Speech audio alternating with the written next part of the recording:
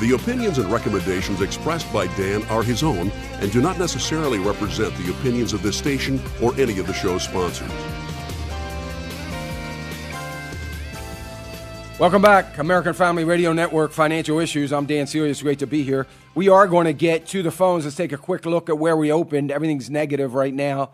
Not a lot, pretty much flat. And as I said, I think we're waiting for the consumer sentiment numbers, which I believe might be out in about 6 minutes.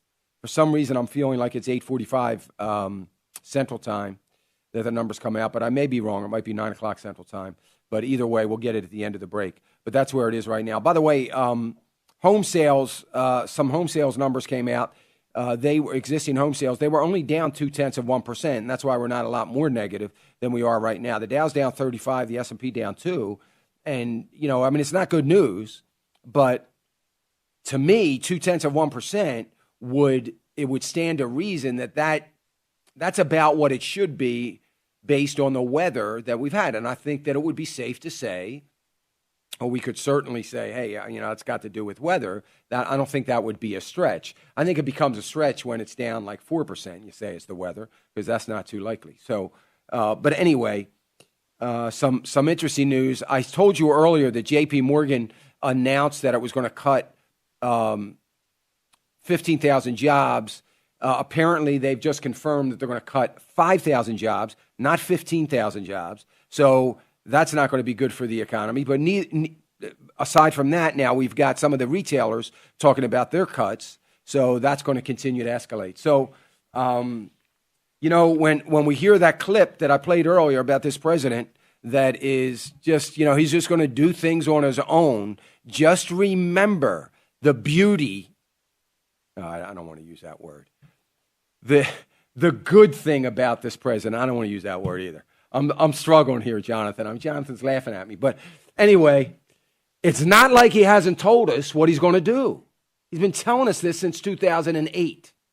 So we certainly shouldn't be surprised. But anyway, with that,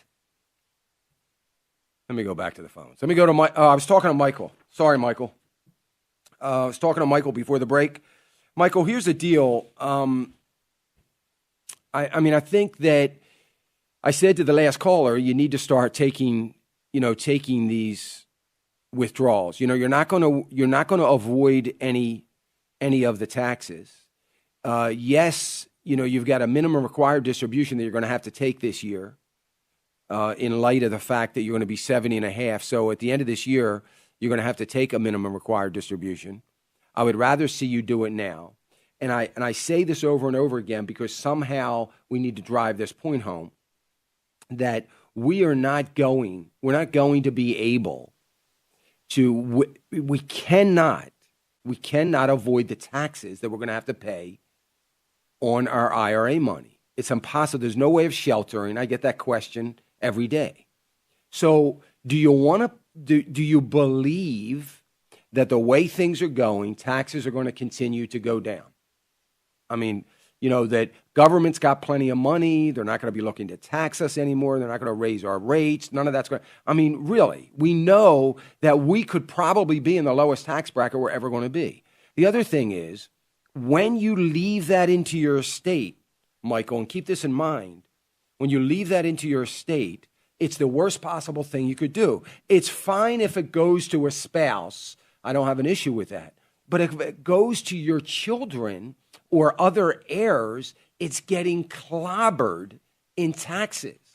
So I'm all about withdrawing some of the money. You had another question in and around that same thing, Michael. You still with us? Yes. Yes. What can I put it in, if I take it out, not all of it at once, but what can I put it in now to make it safe, so to speak? Well, is this money that you're going to need to supplement your income? Well, just a little bit. We're doing okay now, but if things get any worse, I might have to start using some of it. That's why I was asking about it, So I would say that you need to have at least 30 to 40% of it in something very, very liquid, like a money market account or something along those lines. The other things I'd like to see you do is have it in have a couple energy stocks. I am a believer and have been for the last 12, 15 years. I believe oil is the real hedge against inflation. I know the gold guys will tell you it's gold. I believe it's oil. The numbers bear that out. And I think that all of us need to have some sort of hedge against inflation. And I think that you ought to look. There's two great companies on my list right now, ConocoPhillips, Phillips 66. They're two separate companies. They used to be one. One's a refinery company. One's an oil company. I would like to see you do that. Or if you feel comfortable putting it just in a mutual fund, then I'd be okay with you using a Timothy plan and, putting some in mutual funds that you can forget about. The reason I say 20 or 30%, 30 to 40% even, but the reason I say that is you want to preserve some of what you have. And you've heard me say this before, I know. We're not called to bury our talents in the sand. I know that. But we've got to be good stewards of what God's given us. And I want you, since you may need this from time to time to supplement your income, you got to have it readily available to you and easy to get to. So I want you to have some, because the idea of having 30% is if you do put some exposure to the market, you do have some of these things, and the market comes down, you'll be able to draw upon the cash money that you have to supplement your income and won't have to sell something when it's in the tank. You'll be able to just leave it alone. So I would like to see you have an account, either, there's a couple things you could do. You could take a percentage, put it in the bank, in a savings, money market. You're not going to earn anything, but it's not going to be at risk of loss. You could do that and then take the other, and you can either take it over to Timothy plan and do that if you want to do mutual funds, or you can work, off my list on the website and have a brokerage account at Scottrade or one of those brokerage accounts and buy some individual stocks. Okay, so if I put it in the money market at a bank, you're saying I could get to the money much more easier than I could if I left it in 401. Absolutely. Yeah, absolutely. And you're not going to be exposed to market risk, of the market going down. And I like that. I like that a lot. And let's say if everything goes down or crashes, or so to speak, you're not going to be able to get but so much money out of the bank anyway, right? Well, yeah, absolutely. I mean, that's going to be an issue, and that's why I'm a proponent for keeping some of it at home a little bit.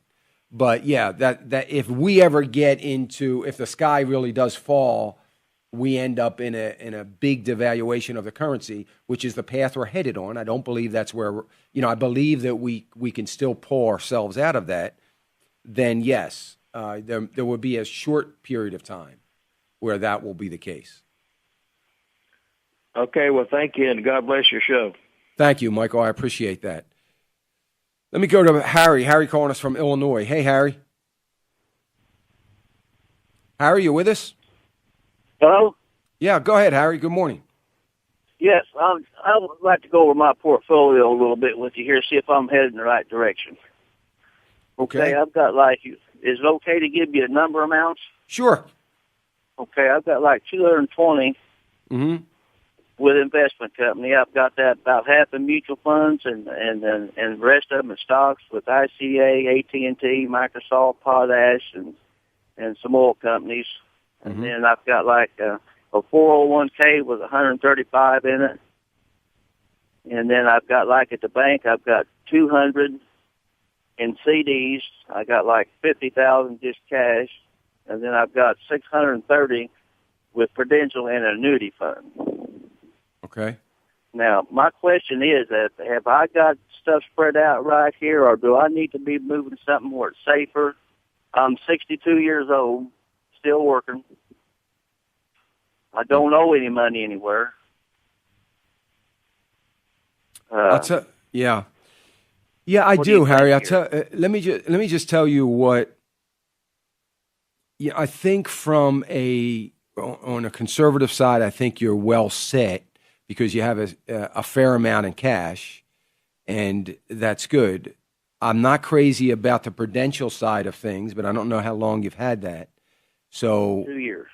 And so inside that's in certain mutual funds. So there may be some duplication of diversification and some overexposure, but I wouldn't know that unless I know exactly what funds you're in within that annuity product. The problem with that is, Harry, I probably wouldn't advocate for you to get out of that because there's going to be a very large surrender charge, and I wouldn't want to see your portfolio, take that hit. But at the same time, you may be able to rearrange what's in there. So let me just say, give you a couple scenarios. So I look at everything as one pot of money. You just mentioned a whole bunch of different kinds of accounts and different diversifications. And so when I'm talking to somebody, I'm thinking about everything you have: checking account, savings account, an annuity account, a stock account, a mutual fund account, a cash account, whatever you have. You have a 401k, your 401k included in that as well. And that's all one big pot of money. So if I said, Harry, I think you ought to have, 30% in cash, I'm talking about 30% of that pot. For you, that's a fair amount of money. You have a big pot, and the Lord has blessed you in a wonderful way. So I would say that how many more years you're going to work, Harry?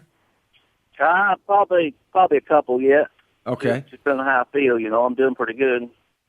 So I would say that, I don't want you to be too conservative, but you need to have at least 30%, in my opinion, at least 30% into cash. And frankly, I think you have that.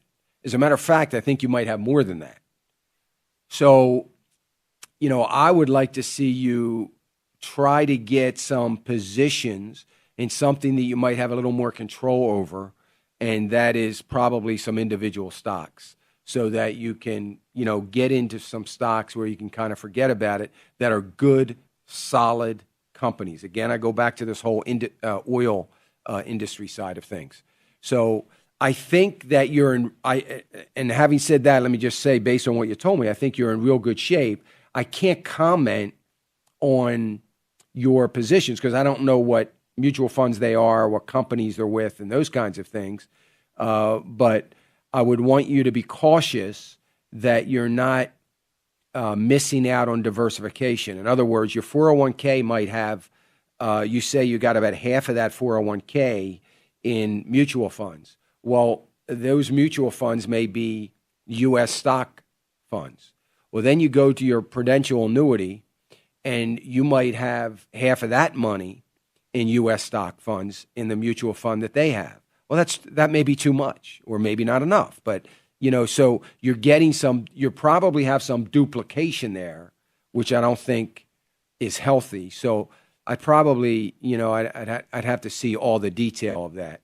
But all in all, I would say I would feel good 30% in cash right now. The rest of it, I would be okay with some very conservative exposure to the markets in things like energy primarily, and some of the industrials and consumer staple kinds of things.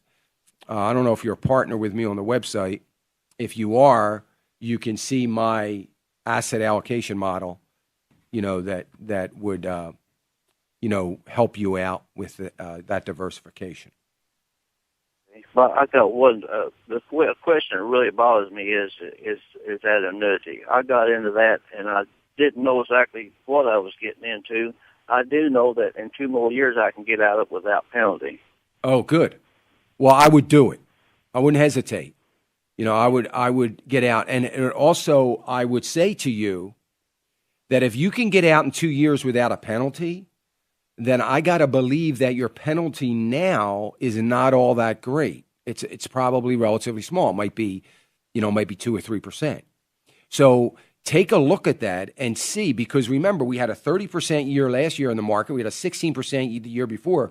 So you may be up, I'm just making up numbers here, but or not how the markets did, but you may be up 10%. So if you're up 10% and you would take a 2% hit to get out, it might be worth even getting out now and taking your 8%. You know what I mean? Guarantee me that I'd always make 5% on it, even if the market's down. Well, I'm going to have to address that after the break, and I can give you some ideas about that and why that may not be true. So I'll talk about that, but I'm right up against the top of the hour here, Harry, so I got to run. But keep listening, and I'll make a note to come out of the next, go into the next hour and talk about it. I want to thank everybody for being with us here on this first hour. You're listening to Financial Issues. I'm Dan Celia, American Family Radio Network. This is Financial Issues. We're helping you be the best steward you can be with all that God has given you. We talk about the economy. Yes, a little bit of politics.